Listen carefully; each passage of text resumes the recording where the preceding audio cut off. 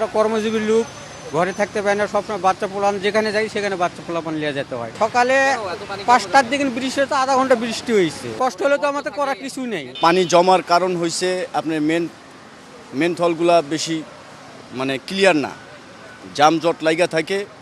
আর আপনার এই বিভিন্ন ধরনের ময়লা আবর্জনা এগুলা রাস্তার মধ্যে ফালায়া এগুলো আরও বিভিন্ন ধরনের জামজট সৃষ্টি হয় এই পানিটা জমার কারণ। এই 5-6 বছরের মধ্যে দেখি নাই এই ড্রেনগুলো পরিষ্কার করতে সিটি কর্পোরেশন। এগুলা জ্যাম হয়ে এখন পানি যাওয়ার কোনো রাস্তা নাই। এই কারণে 5 মিনিট বৃষ্টি হলেই তলায়া যায় রাস্তাঘাট। দুর্ভোগ হয় এই যে ছোটো ছোটো মাসুম বাচ্চাগুলা, এই যে কিছুক্ষণ আগে একটা বাচ্চা রিক্সা থেকে পড়ে গেছে, পরে অনেকগুলা পানি হয়েছে, ঠিক আছে। এই যে সমস্যাগুলো এগুলা তো গভর্নমেন্টকে দেখতে হবে, ঠিক আছে। এগুলো উদ্যোগ নিতে হবে, সিটি কর্পোরেশনকে উদ্যোগ নিতে হবে, ঠিক আছে, করতে হবে, এগুলা কাজ করতে হবে।